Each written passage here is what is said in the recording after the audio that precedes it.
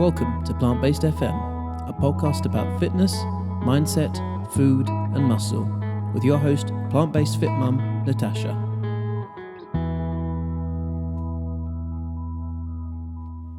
Welcome to Plantbased FM, a podcast where I talk to you, myself, the host Natasha, along with some great guests about fitness, mindset, food and muscle, and so much more. So if any of those topics resonate with you and you are dabbling your toe in the water of plant-based eating, then definitely do subscribe to this podcast. Head over to iTunes and click, subscribe and follow to receive all the updates of the episodes as they come.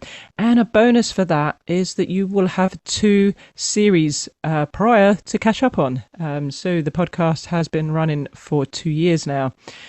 Previously known as the Planted Mindset Podcast, and we had a rebrand, so easier to search for, but still talking about the topics that particularly I'm most passionate about, but I am sure you are too. So there are 2 series worth of episodes with guests as well as solo episodes talking about my journey really as well, through fitness, midlife, and also a plant-based transition. So I've been plant-based for just over 2 years now, and it was something that I did for health reasons. So it wasn't ethical, it wasn't for the environment, animals at the time. It was purely for my own well-being.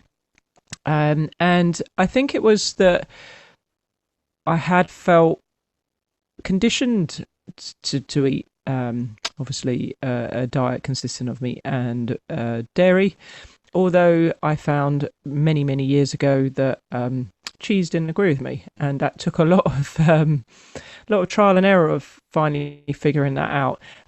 Also exacerbated by stress at the time. I had quite a stressful job working in the city, and I think the two hand in hand didn't really work very well, and I suffered very badly with IBS. So for me, it's been a journey of experimentation with my body over the years, learning to know, not necessarily the foods that I love, but what foods love me, and not just what I eat, but what can my body actually absorb from the food that I eat. So sharing my story along the way, as well as talking to other guests, and I guess approaching midlife, and hitting the dreaded M word as a female, looking at my diet more closely, paying attention to my exercise regime, my fitness, my sleep, my hydration, my wellness, my health and wellness. And I think these all have positive effects for the symptoms that we can have with menopause, but also with having gone through 2 years of COVID. I think we're all becoming more aware and mindful of the choices that we are making on a daily basis, and wanting to feel better.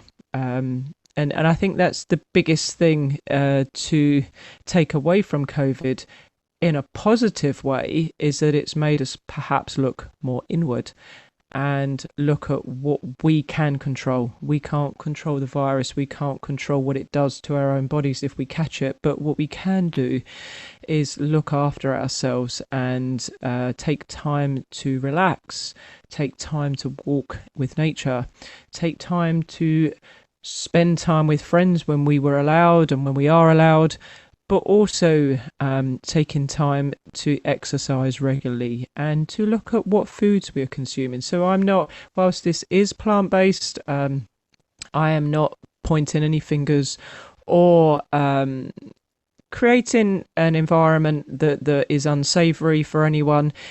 Everyone is welcome. If you're not plant-based, but you are keen to understand more, then this definitely is the podcast for you as well.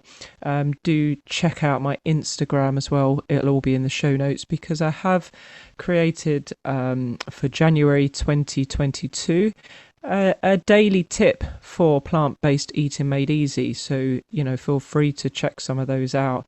That may just help you should you want to dabble a little bit. You may not want to go all in plant-based. You may be quite happy with your diet, but you would like to perhaps increase more vegetables and fruits and not quite sure how. Maybe you're looking to have one meat-free day a week, which that we all know that from a point of view of red meat, to consume that on a regular basis is not good for us. Once in a while, obviously, if that is your preferred choice, but maybe you want to go meat free. And this is, again, a podcast where you're just going to be able to listen to other guests and have your horizons broadened. I'm always learning when I speak to my guests, and I feel very privileged and grateful that they come on to share their journey, tell me their story, and hopefully they will motivate, inspire, and empower you to turn inwardly and perhaps change something should you wish to. So my name is Natasha Evans. As I say, I'm the host of this podcast, and by all means go and check right back to episode 1 and hear that very first intro. Hopefully I'm learning and growing and improving. Never will be perfect, imperfectly perfect, but enjoying it as I go. And February is quite an important month for me from a charity point of view. So I'm quite an impulsive individual, and I do jump into things, and this can be good and also bad. We do need to learn, obviously, what are our best traits, but sometimes it can be advantageous. You don't miss the bus when you are impulsive. So I jumped in on a charity event for a Bone Cancer Research Trust. I saw an advert on Facebook about raising money for their charity to bag 2,000 burpees in the month of February. And I thought that's a really good charity, really important, because bone cancer is often misdiagnosed when people go to the doctors, because it can be attributed to perhaps sports injuries and soreness and pain. It's not an easy one to be spotted, and there are 4 types of bone cancer, primary bone cancer, and they can be, as I say, hitting different age groups. So it's not just a specific, like we can tend to think, certainly in the fitness industry, about its importance of loading our bones and our bone density and osteoporosis as we age. But unfortunately, there are bone cancers that do hit different age groups. So you've got and I'm probably going to missay this, but chondrosarcoma, which is most common in adulthood, between the ages of 30 and 60 years old, typically found in the long bones of the legs or the arms, and the pelvis and the ribs.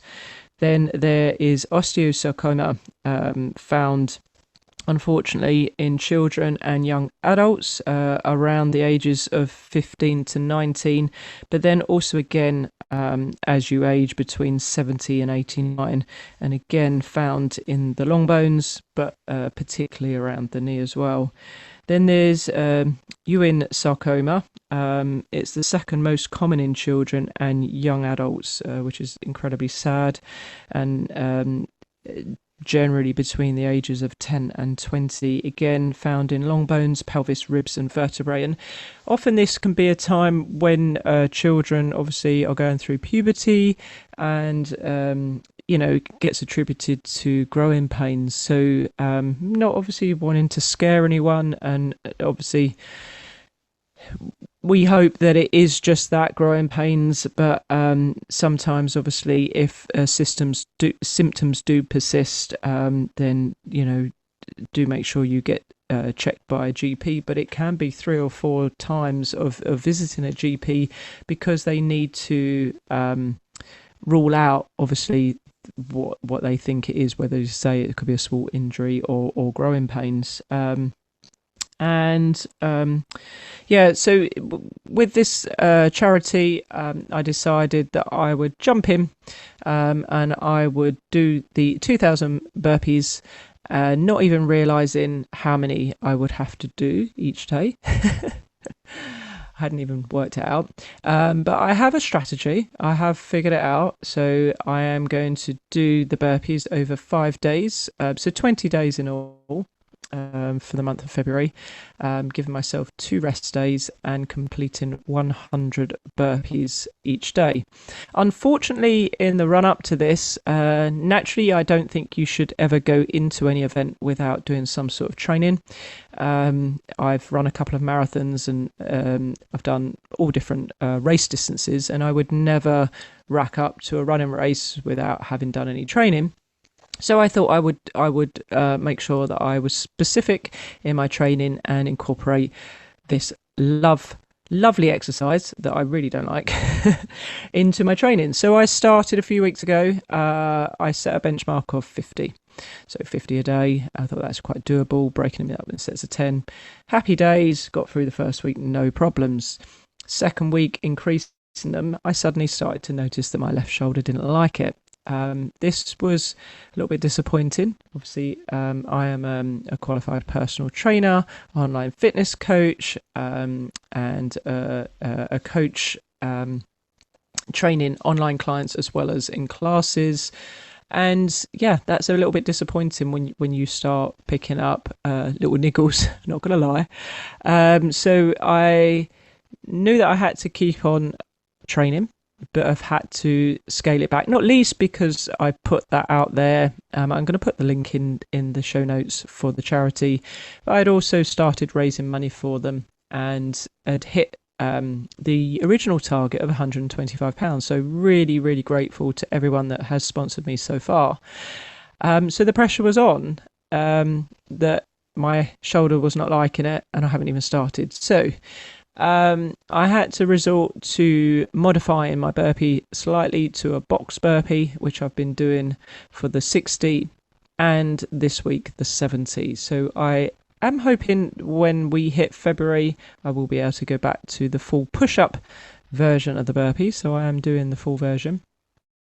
Up until applying for this charity, I thought the push-up version of the burpee was a burpee. I was corrected. So if you just kick your legs back out and then jump back up, that is the burpee. The push-up version is called a rude word of the full burpee. So I will be doing those. I will be doing them in sets of 10, and I will be sharing my progress on social media. And so hopefully you could support this amazing charity, Bone Cancer Research Trust, and me through February. And feel free to DM me on Instagram, drop me a message on Facebook, or comment on any of my posts as I go through. But I just wanted to do a little intro episode of Plantbased FM to explain, obviously, what it's all about, the podcast, what you'll be hearing going forward. Why did I rebrand? Well, hopefully so that you can find it a little bit easier. It's the saying is what it says on the tin. So it is about plant-based FM. Yes, frequency modulation. So hopefully understanding that it's audio and it's a podcast, but also I am a plant-based fit mum. I am also talking obviously about fitness and mindset and food and muscle. So they're all of the topics. So if you feel that this resonates with you, you think you'd be a great guest, you've got an interesting story to share, then do message me, reach out to me, because I love speaking to people, hearing about their journey and learning more. You never stop learning, right? Or someone that you think would make an awesome guest, then again, reach out to me or get them to message me. So without further ado, I'm not going to keep rambling on. Plant-Based FM is rebranded. There are 2 series behind that you can get back and watch, I'd say listen, actually. But now you can watch because the episodes will be launched on YouTube. So with the guests that I will be speaking to. So when they're solo ones, there's pretty not much for you to see with me rambling away. So those ones. But yeah, if you want to listen via YouTube, you absolutely can. Available on all major platforms: iTunes, Spotify, Stitcher, etc., Anchor FM. Absolutely go and download them there, and please do rate and subscribe. So if you're listening via iTunes, do head over there and give it some ratings. It helps obviously the show grow and for it to reach more people. And if a particular episode has resonated with you, then do leave a review. That would be awesome. I'd be so grateful to hear your comments and how it has positively impacted you. So yeah, I'm Natasha, Plantbased FM. I will speak to you again soon.